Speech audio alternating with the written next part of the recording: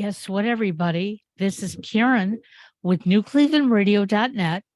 It is Tuesday, January 24th, and we are live on YouTube. Yes. Whoa, after weeks. This is wonderful. Yes. So, what in the world with Paul Seaburn and his sidekick, John DiNallo? And what's your t-shirt today, Paul? It says Ohio something. Well, that's right. It is What in the World. Thank you, Karen, for that great introduction. I am wearing my Ohio Bigfoot Hunter t-shirt, sweatshirt. It's cold, so I wouldn't be wearing a t-shirt in Cleveland on January 23rd, 24th. For those of you keeping score, so that usually means that I've got some Bigfoot stories today, and I've got Bigfoot stories and photos. So now the news is out. So get ready to call your friends if they're interested in Bigfoot.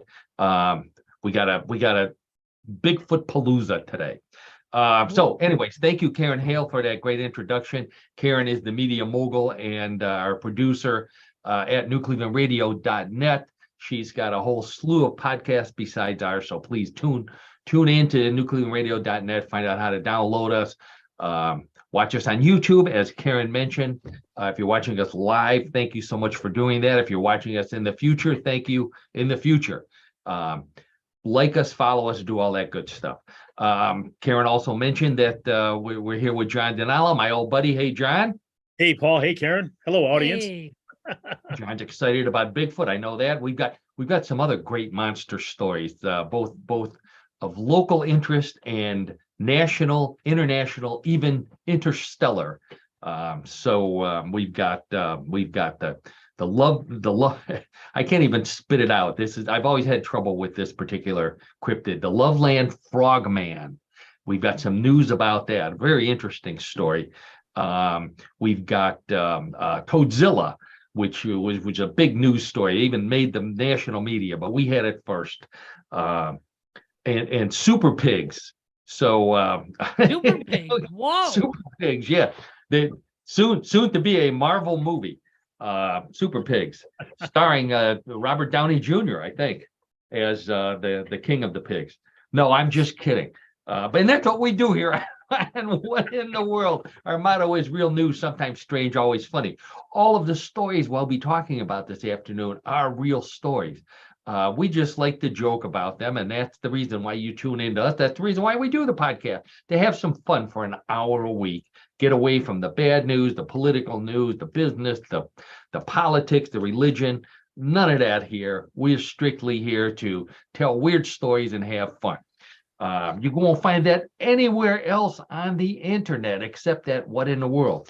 Let's see, get one more plug in. I am the head writer and editor at mysteriousuniverse.org.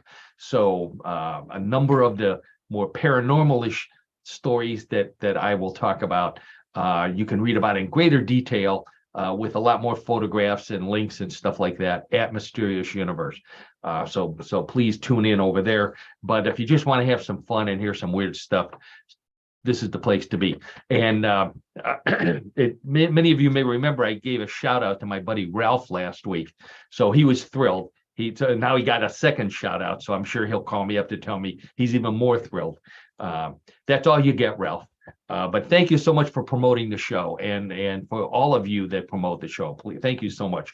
We're getting great coverage. Where our numbers are going up. So and it's all because of you, not us. We just show up.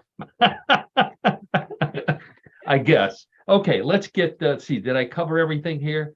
How to fool a killer robot. We're going to talk about that. Okay. Yeah. We've got some world records. We've got sports with John. Another weird sport this week. And I'm stretching the word weird. This is unusual. Very unusual. Yes, very unusual. Let's get right to it. We were mentioning that today is June. Wow, I am having a mental fart. I certainly wish it were June. Holy, yeah, no kidding. We've got snow predictions coming tonight for Northeast Ohio. So hopefully we'll be dug out of it by next week. today is January 24th. On January 20th, which according to my calendar was sometime last week, Friday, I believe, it was National Penguin Awareness Day. I know John celebrates that every year. He gets a special penguin ale that he from some brewery down in Australia, I guess. And Well, it's because it's such a unique day. Think of you that. better believe it. That's right. I mean, not to be funny. I mean, when do you recognize penguins? I mean, except for that day. And I mean, I think Oh, it's yeah, the poor penguins. We talk about that all the time. They get no respect. They get no recognition. You're right, John. yeah, You're that's right. so true, Paul and Karen. That's exactly right. So I'm glad that So that anyway. is designated. Penguin Recognition Day. They really got recognized this year from outer space. This is the our penguins from outer space story. The British Antarctic Society announced last Friday the discovery of a previously undiscovered emperor penguin colony. The emperors are the giant, the great big penguins in Antarctica. And they used satellite. They used the European Space Agency satellite to find them on Antarctica. Now, they didn't pick up the herd or whatever, the flock of penguins. What they picked up was a gigantic pile of poop that the penguins left. And this big brown stain is clearly visible. And I'm not going to make you suffer through that video or that image. Thanks. But that's what they picked up, this big brown pile of poop from outer space. So I'm thinking, if they can see your pile of poo from outer space, yeah, I want to be nice to penguin, but you know what? Take those little wings of yours and learn how to dig a hole already. That's all you need to do. It's just dig a hole. Well, I think they're just creatures of habit, and I don't think that they do that. So that's why you're probably right, John. They rule Antarctica because they're the only animals there. Yeah, true. But I will say this though: Penguin Poo from Outer Space is going to be the title of my next sci-fi novel. So Okay. get ready for that. And they don't call it poo. I because I'm not as sophisticated as these scientists. They call it guano, which is the sophisticated word for penguin poop. Which is the reason why they do that is because penguins don't have fingers, so they can't hold up two fingers to let people know what they're doing. So they call it guano. Now, I thought that guano meant two, and I went to Taco Bell, and Taco Bell, the clerk asked me how many tacos I wanted, and I said I wanted guano, and that's why I'm not allowed at Taco Bell anymore. Because for those of you who know Spanish, two is dos, if I'm not mistaken. John would know the answer to that, right? Is it dos? It is dos. Dose. It is dos. Okay. All right. Okay. So this one comes from the Pentagon. Now, this is not a political story. It's an interesting, fun story. The Pentagon has this group called DARPA. Now, I do a lot of stories about them at Mysterious Universe. It is I want to make sure I get this correctly, the Defense Advanced Research Projects Agency. DARPA, much easier to say. This is where all the secret weapons get invented and tested. So what they were doing recently, they were working on a combat robot to send against the enemies. And it's supposed to be able to spot soldiers no matter where they are. So if it's surrounded, the soldiers are all around them, the robot can pick them up. So DARPA's all excited. They get this robot, they put it out in a field, and they get some Marines to start advancing towards it. And the Marines noticed that the DARPA was picking them up. So they came up with this ingenious idea to beat the robot. They covered themselves in boxes. They got giant Amazon boxes and put them over their heads, almost to their feet, and they're crawling on the ground. And the robot cannot see them. It's the funniest thing. So they get all the way up to the robot and they knock it over, and that's the end of the war. If only it were that easy. But the robot got the last laugh because it sent out a signal, and all these Marines were in their Amazon boxes, and a bunch of porch pirates came and took the boxes and sold them. So I'm not, with stuff like this going on, I'm not so worried about robots and artificial intelligence anymore. if you can fool them by hiding under a box, They but you can't can, be had, obviously. They can't be had, Paul and Karen, they right? can be had. They can be had. That's right. But Yeah. think about this, John, and everybody out there. How is this going to affect Marine recruiting?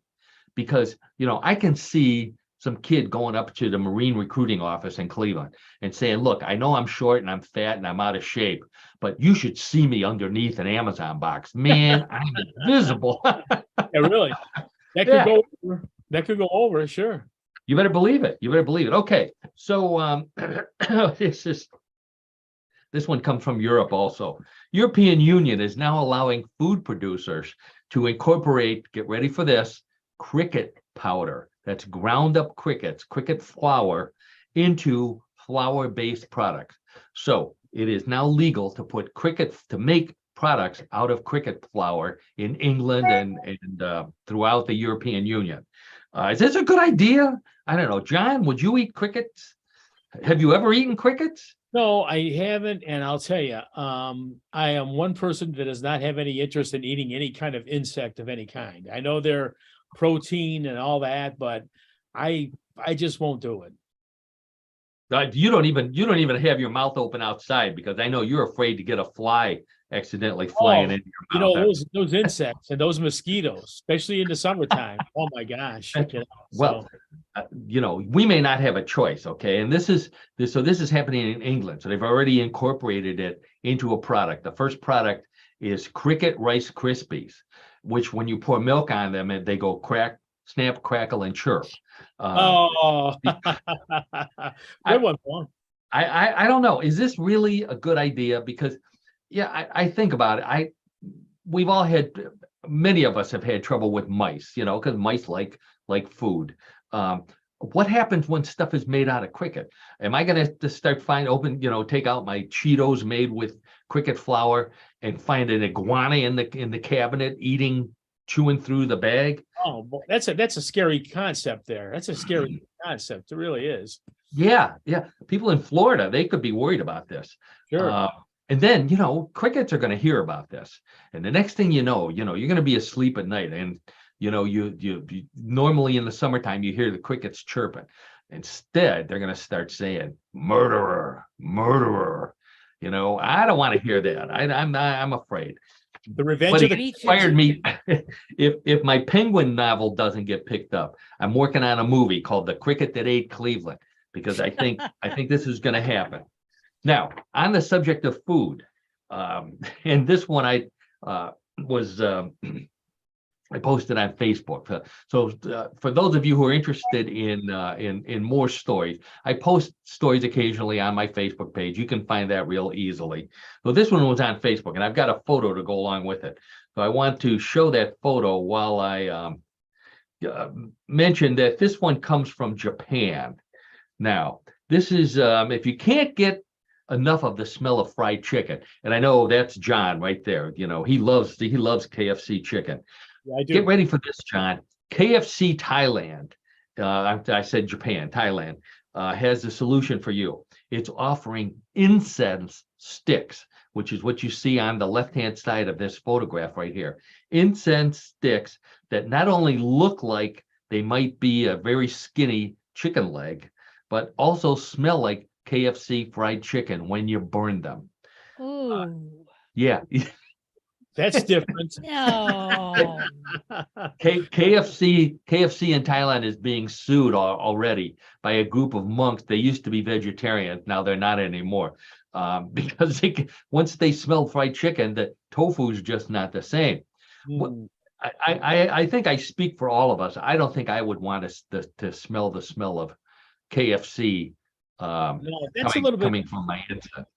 That's a little bit weird. It's really very weird. Now the more I think about it, but well, the other thing is I don't know why they made them look like fried chicken. I mean, it's an incense stick, and the incense part really looks like the crispy coating on KFC chicken. I don't get that. They're looking for lawsuits here. People see that and get hungry and start chewing on it. Yes.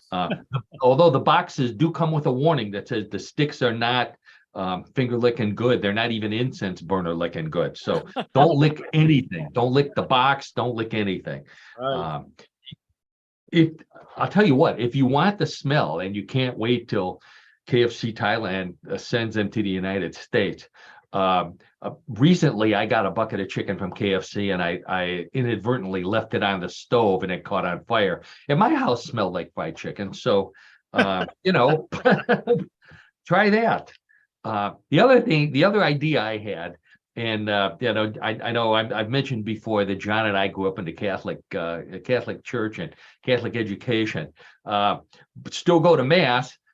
John, this is the perfect opportunity. I'm going to slip this into the incense burner at the church. At And I church? guarantee that'll cut the length of the Mass in half, because as soon as the priest smells that fried chicken, bam, he's going to be out of there. You better believe it.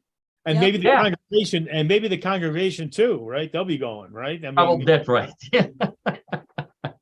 Yeah, we're not sticking around. Okay, one more food story here. So if you think your cup of tea in the morning or whenever you have tea smells like cherry blossoms, I apologize for that. My phone is ringing here. There we go. Okay, so if you think your cup of tea smells like cherry blossom, be careful. There's an inventor in Kyoto University in Japan who fed cherry blossoms to caterpillars. Okay, then he noticed that their droppings, another dropping story, I apologize for that, their droppings smelled like cherry blossoms. So that would be enough for me or other people to say, that's interesting. Not this guy. What he did was he picked up the little droppings of the caterpillars and he made tea out of them. And he claims that, yes, not only, he says that not only are they perfectly safe, but the tea smells like cherry blossom. Now, I think, cut the middleman out and just make tea out of cherry blossoms and you got it made there. But that I'm not still got my phone ringing over here. The so I'm not sure that I would buy this. The hardest part for this guy was walking behind the caterpillars with a little scooper and a little tiny plastic bag, picking up the poop so he could make his tea. I don't know. I don't get this. I like herbal tea. I don't like anal tea. That's not. But this is why people don't trust scientists anymore. This is my theory. What you go to this guy and you say, hey, what'd you do your dissertation in? Oh, I did my dissertation in making tea out of caterpillar poop. His parents must be so proud. Yeah. But get ready, John and Karen and everybody out there. This is going to be at your store, coming soon to a store near you. Look for the oolong tea, and right next to it will be the oolong tea. Yeah. You can feel that one coming. Yeah. Okay, so we always like that. We like our world records on What in the World. So here's our first world record for the week. A woman in India broke a Guinness World Record. This is amazing. She used one hand. She was only allowed to use one hand, and she set up a chessboard just by using one hand. Took her 29.85 seconds. So just under a half a minute to set up a chessboard with one hand. I think I have a picture of her doing it there. There you go. So now that seems like a long time, but I watched the video and it's a difficult thing to do. Try it at home. See if you can put everyone in the right place in under 30 seconds. And if you can, you'll break the record. Now, why did she do this, you may ask? Someone took her phone away. And this is what happens to people when they take your phone away. And she couldn't come up with anything else to do. So she sat for months and months and months and practiced doing this. And that's how she won. Yeah. I can think of The some other saddest things part, I'd John, rather practice. There you go. There you go. The saddest part is there was no prize. There was no prize. So she had to pawn her pawns just to pay her bills. Well, the only thing worse is the shrimp guy, the shrimp fisherman who had to pawn his prawns. Anyways, Well, the it all, yeah, it all connects together, Paul. there you go. That's right, John. Today's the other theme of today's show is punishment. Oh, there good we go. Okay. one. Let's go back to Australia for the next story. Researchers at Curtin University in Australia. I didn't know that Australia. Oh, no, we weren't in Australia. We were in Antarctica. Curtin University in Australia discovered, and this was another Facebook story, the spiny, short-beaked echidna. Now, I have an interesting story about echidnas. They're little porcupine-ish looking things. I'll show you the picture in a second. They stay cool in the outback, which is very hot, by blowing bubbles of snot out their nose, and the bubbles of snot explode and make their face wet, and that keeps them cool. And in case you can't imagine that, there you go, John and Karen and everybody out there. There's an echidna. Oh. And he's blowing, he or she, I can't really tell. They're not holding it in a way that I can see for certain, is blowing snot bubbles and waiting for them to explode onto its face so it can cool off. Now, John, I don't know if you know that's remember this. impolite. Well, look at his hands. I mean, his hands are huge. I'm not sure he could hold a tissue in probably in not. those hands there. But I think, if I remember correctly, we saw bubbles of snot when we were in college, open for small faces. Do you remember that concert, Bubbles of Snot? I didn't go to that concert, but I heard all about it, though. Now, I have a personal story about echidnas. The lovely Donna and I went. We were lucky enough to be able to afford to go to Australia for a trip back in the 90s. And echidnas are very difficult to spot. And while we were out in the outback on a hike, she managed to see one. They're tiny little things, but I believe she even has a photo of one, which I don't have right here. But bubbles of snot on an echidna, awfully hard to say. I believe it or not, while I was down there, I was also blowing bubbles of snot, not because I wanted to keep cool, but I ate some bad kangaroo nuggets and just that's not good for you. Gives you bubbles of snot and bubbles of, you don't even want to know. Okay, now people in Ohio, and we like to talk about our monsters, and every state has a favorite monster. Now, you would think that in Ohio, the favorite monster would be Bigfoot, or as we all know, the people who have listened to our show before, the Ohio grassman.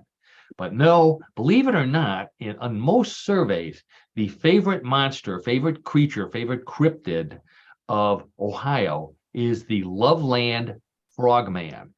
And I'll tell you the story. I don't know. Do you remember hearing about this, John and Karen, the Loveland frogman? Yeah, I live down in that area. Yeah, down it's in the Yep. Dayton, Ohio area, Yep. if I'm Yep. not mistaken. Yeah.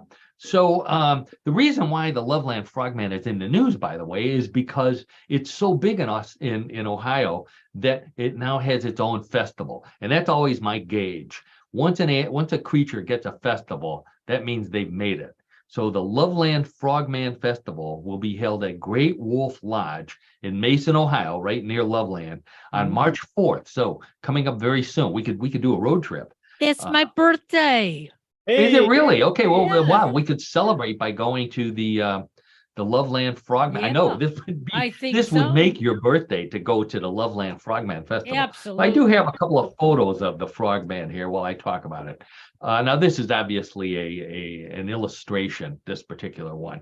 The story goes back to 1955. In 1955, a traveling salesman was traveling through Loveland, Ohio, going over a bridge. And when going over that bridge, he claims he saw 3 giant frogs. That's basically what this is. 4 feet tall. There's a little gauge over there where you can see the size of a man versus the size of a 4-foot tall upright frog. And so he saw 3 of them going across an old bridge as he was going across. So this guy's a traveling salesman. So he rolled down the window and said, "Where you guys going?" They said they needed a ride home. So he said, "Jump in the back." So they take him to their farmhouse. The frogmen live in a farmhouse, and they asked if he had a place to stay for the night, and he said no. So they said, well, you're welcome to stay here. Just keep your hands off of our daughter. And then of course Okay. this beautiful female frogman lady comes in, and he has the hots for her, and the next thing you know, he's sleeping with the fishes. And that's not the story. The only part of it. Got a The only sidetrack part of there, the Paul, story somehow. that's true is I had you going there for a minute. Is that in 1955, a traveling salesman did see or claimed he saw 3 frogmen. In 1972, a police officer, so a reliable source, also claimed to have seen the frogmen. And in 2016, I have a photo of what someone says. This was again near the bridge where the frogmen allegedly live, and this guy claims that was a Loveland frogman. Now, the eyes are lit up. It's very difficult for those of you who can't see the photo. The eyes are lit up. The body looks kind of more like a green blob than a frog. Wouldn't you say that, John? That is, yeah, I would say so, for sure. Even it almost looks like a Christmas tree with 2 lights on it. Yeah, right. Yeah. They claim this is an actual photo of the Loveland Frogman. So if you're going to the festival, I think I have a promo of the festival. There you go. There's the Loveland Frogman Festival promotional poster there on March 4th. Guest speakers, not me, because I'm not an expert on the Frogman. While you're in Loveland, though, whatever you do, if you're hungry and you go to a cafe, don't order the frog legs. Oh, yeah, probably a Anyway. good idea. They're not a good idea. Okay, so speaking of cryptids, let's get right to John's favorite part of the show, and that is Bigfoot photos. So we got a couple for John this week. Okay. First one comes from, let's see. First one comes, I don't have a location for this one, but this is an interesting story. This girl wrote into one of the Bigfoot research organizations and said that her father passed away and she was going through his stuff in his office, that they were never allowed to touch. And she found a big box, and in it was a VHS tape. So that tells you how old this tape is. And she decided to look through them. And on one of them, she found a video that had a segment, a 9-second segment, where something, her father looked like to be driving down a dark road, and something ran across the road in front of him. And I'll show you, I've got a couple of screenshots from that video here. So this is one of the screenshots of the video. So there's 2 people in the car. One of them is pointing out the window at what appears to be a Bigfoot walking across the road, heading to the other side to get into the woods. She said the rest of the tape was blank. So all they had on that tape, he devoted the whole tape just to this 9-second video of Bigfoot. So here's another, what he said was Bigfoot. She asked her mom if she knew anything about it. And her mom said that she remembered her father talking about seeing Bigfoot back in the 1970s, somewhere in California when he was in college. So, chemicals may have been involved. Except he's got the video. So, the 70s in California, this could be Jerry Garcia. But John, what do you think? Do those look like Bigfoot photos to you? While you're Well, in general, they're grainy enough. Okay, so they fit the MO of the Bigfoot Right. photo. But I think I'm left again with not being discernible enough to say that that's what it is. But it's kind of what you see in the photos. Supposedly showing Bigfoot. It's kind of the genre, I think it is. So, but it's not conclusive to me. I'll leave it at that. Okay. The thing I noticed, I like the idea that these are VHS tapes. So to compare them to the quality of the digital recording devices that we have today, we don't remember how blurry VHS was. It was not very crisp. Oh yeah, exactly. and I will defend them. If you look at the people, the hands of the people inside the car, their hands are also blurry. So it's not just Bigfoot that's blurry; it's the entire image that's blurry. Yes, yes. Yeah. Uh-huh. Had it been a cell phone of today, they would be in clear focus, and It'll be Bigfoot would be blurry. crystal clear, sure. Sure. So anyway, very interesting. So that's got to be, that's a 50-year-old image of Right. Bigfoot. So obviously Bigfoot's been around for a while. Now, this is the one I wanted you to see. This one comes from Colorado, and this has been making the rounds in the Bigfoot community. This is a satellite image of Bigfoot. Now, the person who found it, they found it on Google Earth. We've talked about this before. There's people that have nothing better to do but go through Google Earth images all over the world looking for unusual photos. And someone found this one in a Google image of Colorado. This was in a forest in Colorado in the western part of the state. And they even give the Google coordinate. 38 degrees north and 108 degrees west, or whatever, however you're supposed to deliver those. Just Google the Bigfoot in Colorado and you'll find them.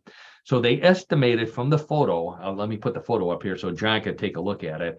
They estimated from this photo that is a 7'5" tall figure that seems to be walking in a northwesterly direction through a forest in western Colorado, straight from Google Earth. So you can't argue with you if you're going to blame it for being blurry, blame Google. So give us your opinion on that one, John. Well, I mean, it obviously looks like a creature with two legs or two appendages of some kind, right? I mean, that's kind of what I see. But again, we're not seeing the front of Bigfoot. We're not seeing anything that's definitive. I mean, I guess it can be, but I'm not saying that it is. I'll just leave it at that. Okay. All right. Karen, you want to chime in on that? I have to disagree with my buddy John. We finally got footprints that make sense. Of course it's Bigfoot.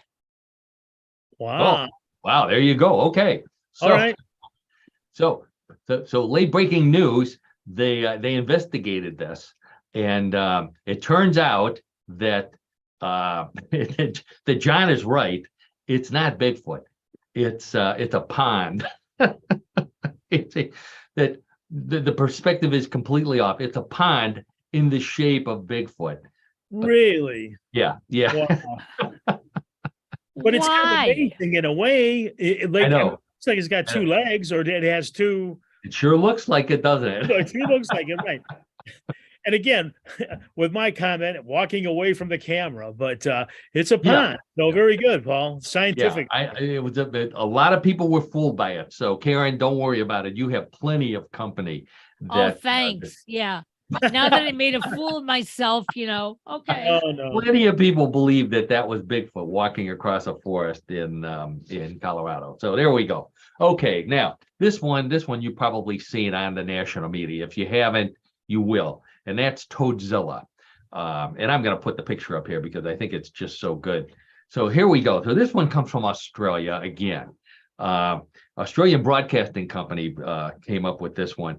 They interviewed Kylie Gray. Kylie Gray is a park ranger at the Queensland Department of Environment and Science. So she's an expert. So she goes out on January 19th, and they're working on this trail. There's a hiking trail, a miles and miles long hiking trail in this beautiful park. And she says they're driving along in their Jeep, and they see a snake getting ready to cross over the road. So they stop. So while they're waiting for the snake to cross over the road, they see the reason why the snake is crossing over the road, because in the bushes right behind it is this giant cane toad. Now, let me give you an idea how big it is. That is a 6-pound toad, 2.7 kilograms for our European viewers, almost 10 inches long, 9.85 inches long. They estimated it to be 15 years old, 15-year-old cane toad in Conway National Park in Queensland. Here's another photo of it here. This is when it was on the ground.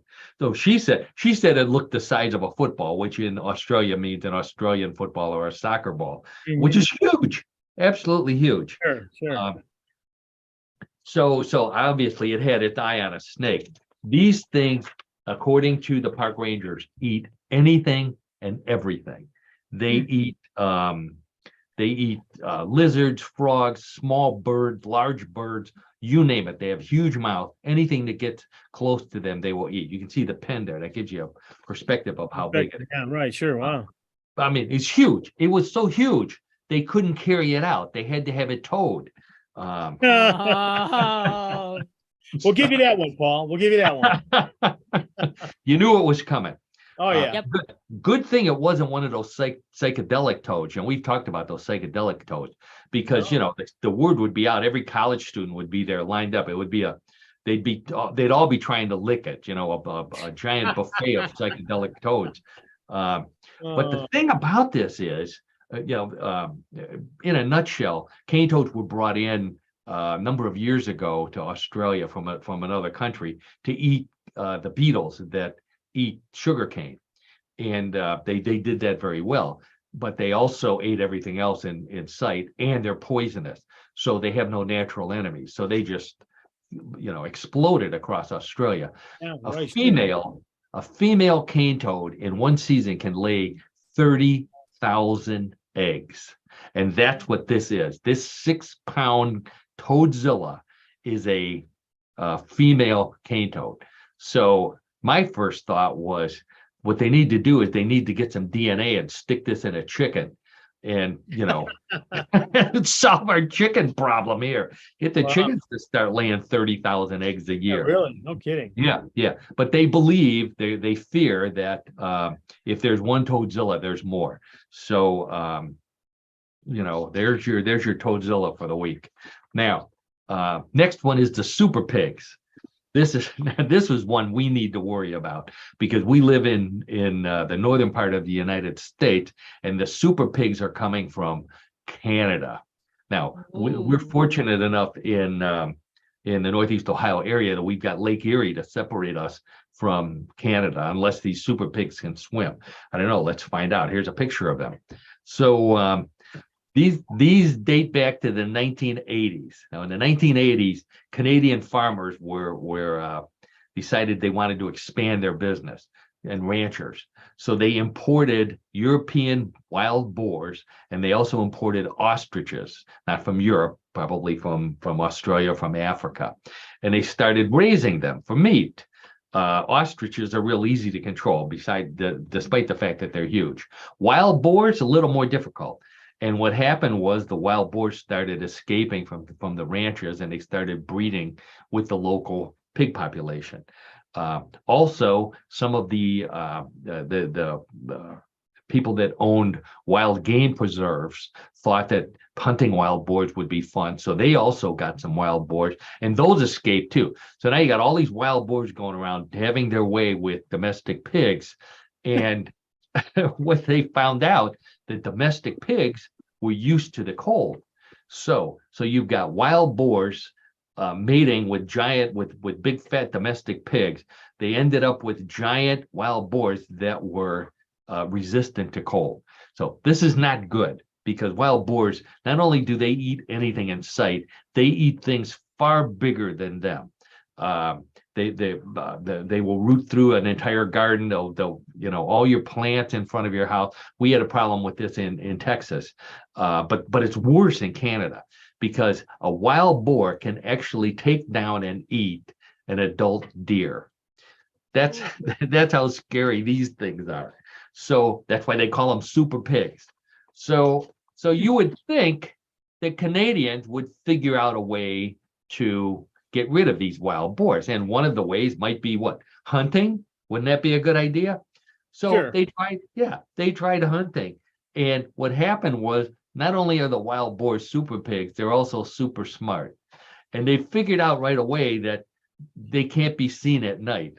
So now they don't even come out during the day. They hide during the day and they come out at night. So now you've got these black wild boar super pigs hiding out at night, waiting to bring down deer. So Canadians are known for being what? Polite. So they came up with another program. This is my favorite part. So instead of they said, don't hunt the pigs anymore because they'll outsmart you. We have a new program. It's called Squeal on Pigs.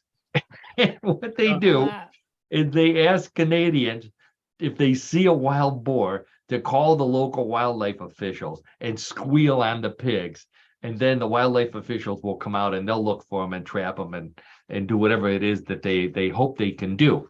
But the other thing that Canadians are hoping for is that these pigs will just decide that Canada's too cold and they'll invade North Dakota. And really, that's already happening. Yeah. So, and we're not going to respect this squeal on pigs. Come on. They at least need to come up with a better name if they want Americans to fight off the pigs. Sure. So, one last crazy story for the week on crazy creatures like this, and that is the killer zombie fungus. Now, there's a show that just came out on HBO. It's called The Last of Us, and it's about a fungus that infects the entire world and kills off almost everybody and turns them into zombies. And the few people that are left have to fight off the zombies. Typical zombie plot. Turns out it's based on a real fungus. There is actually a fungus that can infect humans, turn them into zombies, and next thing you know, no one's left except the zombies and a few of us. Now, right now, fortunately, the fungus can only affect ants and insects. So, but they've already found evidence that they're starting to mutate and are able to infect humans. I'm terrified of this. I'm not putting mushrooms on my pizzas anymore. I'm not promoting fungus at all. This is the scariest thing right here. I don't want to turn into a zombie. I already fall asleep far too early at night. I don't think any of us want to become zombies. Yeah, that's an age thing. That's not a fungus infection. Right, there you go. So anyway, now this was another interesting one. This is a musical. I thought this was pretty unique here. Researchers from the Center for Music in the Brain. How's that for a department? The Center for Music in the Brain at Aarhus University in Denmark. They analyzed more than 225,000 songs that people, speaking of falling asleep, that people claim they listen to help them fall asleep. Do you ever do that, John? Do you listen to music? You fall asleep. I fall asleep readily, but I listen to music, but I very rarely listen to music at night. I know what you listen to the national anthem. As soon as that starts playing at the football game, you fall asleep. I know. Well, it's kind of like when I was, a younger person, and the national anthem would come on at the end of the TV programming that night. Right?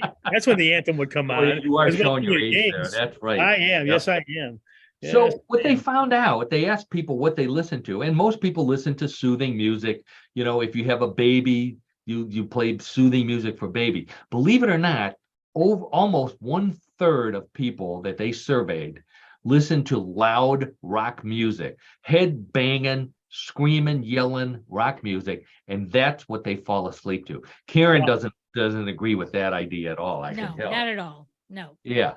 So I could just if your kid is like that, what you need to do, you need to go looking for Aerosmith's version of Rockabye Baby. It'll keep me awake, but it might put your baby to sleep there. All right, let's see. Do I have anything else I want to do here? No, I think let's go to John Sports. What in the world of sports with John DiNallo? Now, for those of you who have listened to the story, who haven't listened to the story before, John and I know each other since college. I respect John's knowledge of sports more than anybody else I know, his knowledge of trivia. So I said, John, put those two together and each week find us an unusual sport that fits in with the theme of what in the world.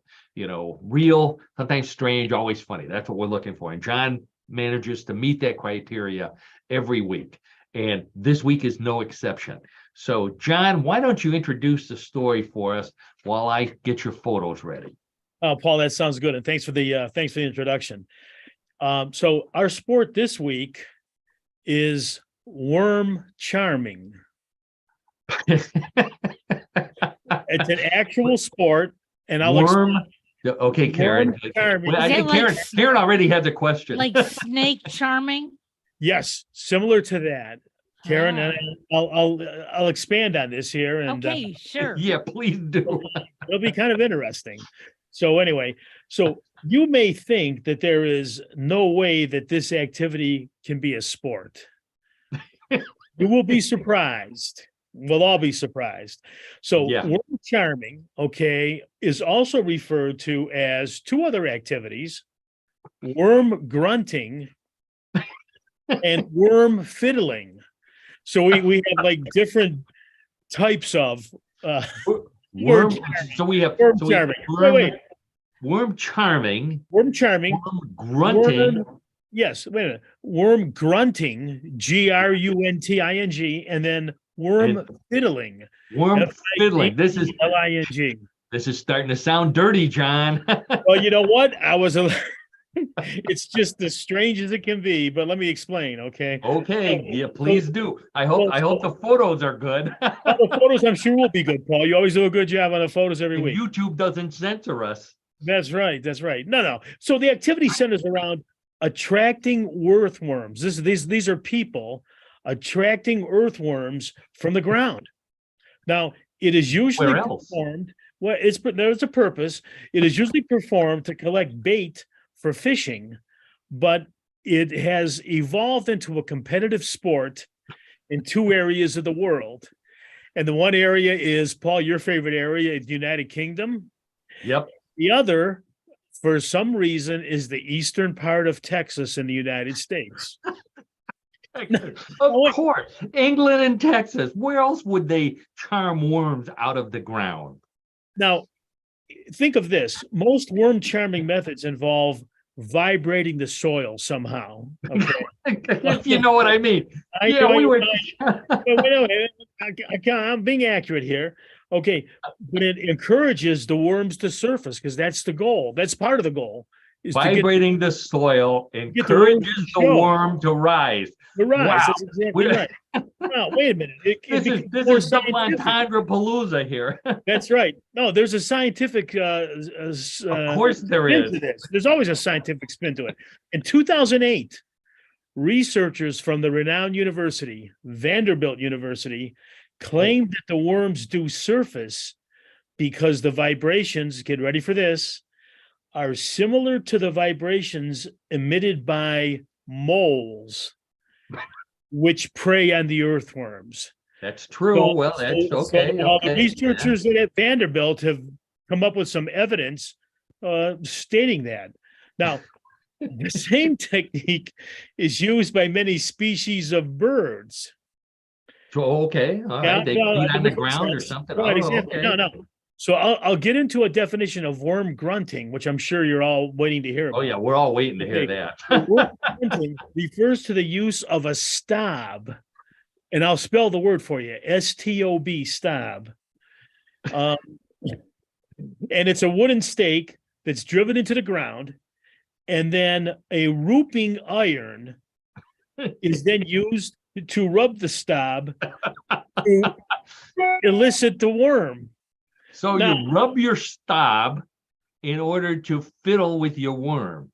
Well, the rooping iron is the key tool there because that's used to rub the stob, and that's what will bring the worm to the surface. Okay, Now- so we're looking at people. We're looking at a photo of people who are rubbing their stobs and fiddling with their worms, and looks like they got pitchforks and they're jumping up and down and vibrating. Look at how many people are involved in this activity just on the I surface. was just going to say that, This John. is- that there's a huge crowd of people participating in Yes, worm exactly. charming here. Now, This is the from final- this is a picture from England, by the way. I don't Right. know if I have any from Texas. They don't Oh, have well, if cowboys it's yet, huh? England, that explains it all. there you go. Our apologies to our English friends. But at any rate, so worm fiddling is the last type, if you will. And in worm fiddling, people use a wooden stake, but they also utilize a dulled saw, which is dragged along its top. Wow. So these are techniques that people use to make these worms come forward. So it works. Now, the techniques vary from sprinkling the turf with water, tea, and beer. Those are the liquids. And, Beer would also, be involved. wait. It gets better. And to music of just twanging with a simple garden fork, which I think this gent in the back has. Well, there's a person's got a trumpet, I believe. A bugle. Bugle, right. So anyway, so you I can see believe that's a flugelhorn. I believe that's a flugelhorn. A flugel. Apologies to Kenny G. Anyway, so wait a minute. In most of the competitions, most competitions, the fiddler who charms the most worms, and it's defined by an area. It has to be out of 3-yard square plot of zone, which is and that way you'll be declared the winner. Has to be 3 by 3. If it's something beyond that, it's not recognized as being within the rules. Now, I like this photo here. The person next to the guy with the flugelhorn has a spatula and a spoon, like they're going to eat the worms here. Yeah. when you see the spatula, you think of food, right? I mean, I know. what you use to turn food. So, but there's actually a history here. The World Worm Charming Championships began in 1980, and again, it was in England, in Cheshire, England, and it was actually done outside of a schoolyard in Williston. The school is Williston County Primary School. Now, I'm not exactly sure. I was trying to do more research to find out why it was done at the school. I wasn't able to come up with anything. Oh, but okay. Get the kids involved early. Yeah, you bet. Oh, yes. But so here it is. It turns out that it's now an annual event. So since 1980, it's an annual event. Now, in that 1980 competition, according to legend, a local Williston farmer's son by the name of Tom Shufflebotham, you ready for this? Charmed 511 worms in half an hour. Now, that seems totally incredible. Like, how can that be? That is. But supposedly that's, again, it's according to legend, so it may be hard to really determine. Well, I'm sure you have a verified record though, right? Well, yes. Well, because there's a current world record. There's a record now, and that was done in actually, I have an actual date, June 29th, 2009, by a young lady, 10 years old, Sophie Smith of Williston, who raised 567 worms during Britain's World Worm Charming Championship. There you go. Worm Charming 567 worms at the World Worm Charming Championship. There you go. There's the all right. And Karen, this from the championship. Yeah. Karen, this next point is for you. Okay. There are a total of 18 separate rules of the event. And these rules have been determined by, get ready for this, the International Federation of Charming Worms and Allied Pastimes. And the acronym, everyone wants to note it or type it in or write it down. It's the IFC WAP. Wow. Wow. An organization that covers the rules of worm charming. Where else would you hear something like that? Well, and I'll wrap it up. What kind of rules are they, John? Well, I do ask that question, Paul. These rules stipulate, as I said earlier, that each competitor operates only within a 3 by 3 meter plot and may only use vibrations or music to attract the worms, and is not allowed to dig or use liquid to attract the worms. They stick a garden fork into the ground and vibrate it to encourage worms. So there's different rules here, and that's for this competition what you have to follow. I guess. Here's another point that you probably haven't thought of, but they think of everything. Then all of the worms must be returned to the ground, because once birds have come to roost the evening of that event, they don't want these worms to be eaten by the birds. So This is done to prevent a quote feast unquote for the birds after the event. Wormapalooza for birds. There you have it. A Okay. Golden Corral buffet for birds. Wow. You know, as they say, it takes all different things. So to make they let the worms go back into the ground. How nice. That's correct. Now, one final piece of advice. Make sure that you take this podcast with you the next time that you go fishing. And then you tell your friends about how you're really good at fiddling worms. Oh, I'm telling you. I just You had don't want to tell your fishing buddies that. Well, it kind of had it's kind of the icing on the cake there, so to speak. You know, I had to follow up with that, but there it is, folks. I believe that's a world record for double entendres there, John. We need to submit you to the Guinness World Record people. Oh, good. Worm, Well, thanks. worm charming, unbelievable, a charming story. Thank John you. DiNallo, and what in the world of sports? Wow. Thank you, John. It's hard to believe that there is really competition like this, but there you have it. There you have it. Now, you know, John, and Karen and everybody out there, John likes to pretend that he doesn't know, that, he doesn't know much more than what he just said about this story. But it turns out John is actually a worm charmer. He tried it once, long time ago. I was with him. It might have been when we were in college, might have been a few years afterwards. And John wanted to go fishing, and he happened to come upon a worm charming festival in Cleveland, Ohio, of all places, a competition. So John entered. And he was not charming any worms out of the ground at all. And I was there, and I felt sorry for him. I really felt bad because he was trying so hard with his whatever he was fiddling away. So I helped him. I helped him out. And we have a photo of me helping John win the championship. There's John right there with the fishing pole, and there's me disguised as a worm. And John did not win for most worms, but he did win for the biggest worm right there. Thanks, Paul. Thanks for your help. Now it comes back to me. I remember all that. I'm not sure where that photo. It's allegedly Heidi Klum inside of that worm, but I don't know. I'm not sure if I believe that. Anyways, all right. Well, worm charming and the worm charming championships only in What in the World of Sports on Tuesdays at 3:30. Or on your podcast or on YouTube. So thanks again, John, for that great story. Now, everybody knows at the end of What in the World of Sports, that means it's time for Bluff the Co-host, everybody's favorite weird news game. With the stories are real, just like unlike the stories that I've been telling all afternoon, which are real. Some of these may be real, some may be a bluff, and it's up to Karen, John, and you playing at home to decide what they are. Wagering is allowed in Cleveland, so place your bet. John and Karen, put your hands on the buzzers. There's a theme to these stories, so that's the only hint I will give you. Let's get right to story number one.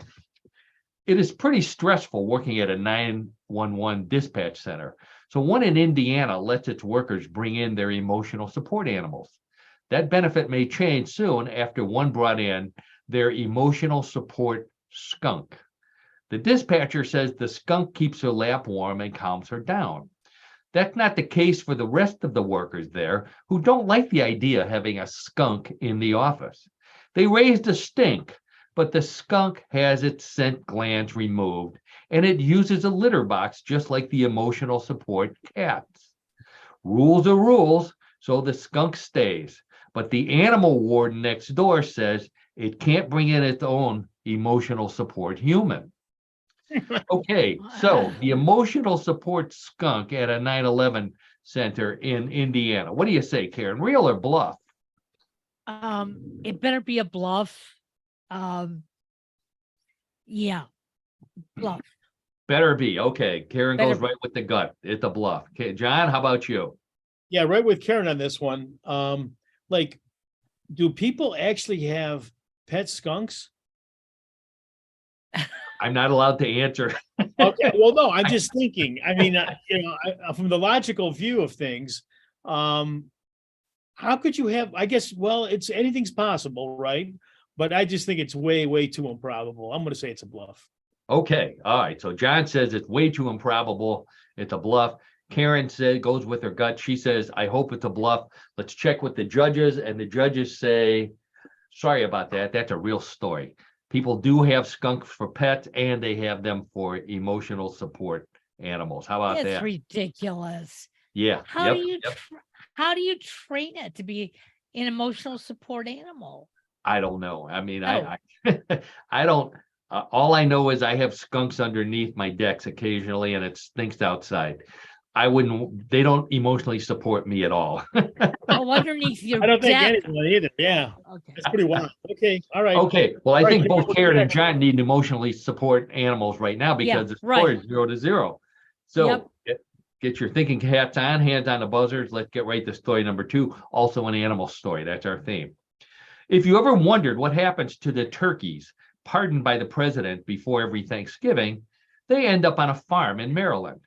Well, except for one named Stripes, who was partnered with his partner Stars, or who was pardoned with his partner Stars and Stripes, last November.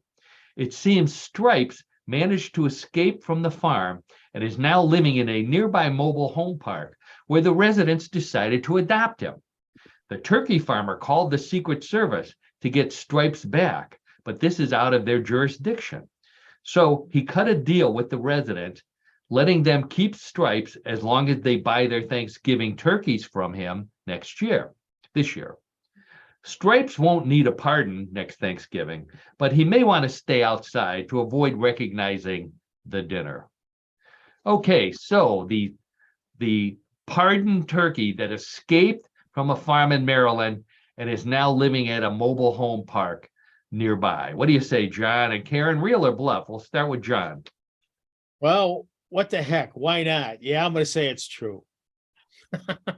What the heck? Why not? It's true. Okay, John, we'll go with that. John says it's true. How about you, Karen?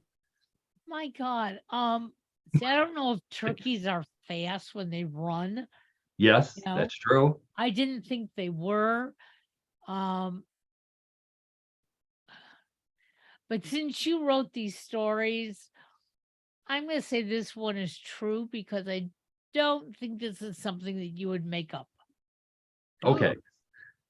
So Karen gives us the logical answer. Well, John goes from the gut this one, and you both say that the turkey, the pardoned turkey, is a true story, right? Let's check with the judges, and the judges say, sorry about that. That's a bluff. Oh, we're on a losing streak here, Karen. We're not doing well. No, we aren't. Well at all. No. Not doing well, and I'm not going to console you in the least. I think. So let's check with the scoreboard here, and the scoreboard says it's 0-0. It's a soccer score here. Yep. Let's see. Points are doubled in round number 3, but neither one of you need that. You just need to get one right. So let's get right to it with another animal story. We've heard of streaming, but this takes it to a whole new level. A computer engineer in Japan used motion tracking software to monitor his aquarium full of goldfish. Then he hooked the monitor up to a Nintendo game, and the fish actually learned how to play a Pokemon game just by swimming around. Unfortunately, the game crashed while the engineer wasn't looking, but the software continued to process some commands from the fish, and they managed to get into his account at Nintendo, buy tokens with his credit card, and expose his account information to other players. Nintendo gave the man a refund, and he punished the fish by making them watch fishing shows. Okay, so the engineer in Japan who figured out a way to let his goldfish play Nintendo, whereupon they were able to get into his account and buy stuff with his credit card. Real or bluff, Karen? What do you say? Oh, I'm glad you enjoy putting these stories together. But I'm just going to say off the record, it's true, even though I don't believe it. Oh. Did you follow any of that, John? No, I'm with Karen on that. But okay. I'm going to say, of all of the bluffs that you've put forth over the past several months, this could be the most ridiculous one ever. and I'll tell you what, if I get it wrong, if I get it wrong, I'm going to be so embarrassed. Maybe I won't. I mean, I'll be in the podcast next week, but I may not participate. So if I get this, I'll be shamed into not competing any longer because I'm so bad. But I'm just praying that this is going to be a bluff. It's got to be a bluff. How can that be? Okay, so John says it's a bluff. Karen says it's real, right? Am I right? So Yep. we're going to have a winner here. Right. Regardless, let's check with the judges. And the judges say, sorry, John, that's a real story. Hard to believe. It's so Google hard it. to believe. I mean, how can you prove this? Google it. It's a Well, you can see a video of the fish going back and forth and the score going up and the poor guy in the background crying because they broke into his account. Honest to God, true story. So let's see. Let's check with the scoreboard, and the score says it's 2-0. Karen wins this week. Karen, And congratulations. John, please don't be depressed. Please come back next week. Yeah, And please. participate. No, I'll be on the podcast next week. And I guess I'll probably have to muster up the courage to compete again. But boy, You'll do fine. You'll do fine. all right, thanks, Karen. All right. Wow. Well, there. Congratulations, Karen. And for everybody else playing at home, if you got any or all of those right, congratulations to you as well. That means we've reached the end of another week of What in the World. I want to thank Karen, our producer, the media mogul at newclevelandradio.net, for all the work she does for our show and for all of the podcasts that she has under her jurisdiction. Please visit newclevelandradio.net. Check out What in the World, and then also all the other great podcasts that Karen has. And as always, despite him being depressed and going to be in a bad mood all week, and I'll hear about it from his wife, I want to thank my old buddy John DiNallo for your participation and a great sport for the week and everything you contribute to the show. So, John, please don't be depressed. We'll come back. Won't be, Paul and Karen and audience. Thanks again. Hope springs eternal, right? I mean, I'll be back next week. So yeah. There you go. Maybe your favorite team that's left in the playoffs will win, and you'll be in a good mood. That's right. I'll keep that going. That sounds there good. you Okay, go. Okay. everybody. Well, have a All right. great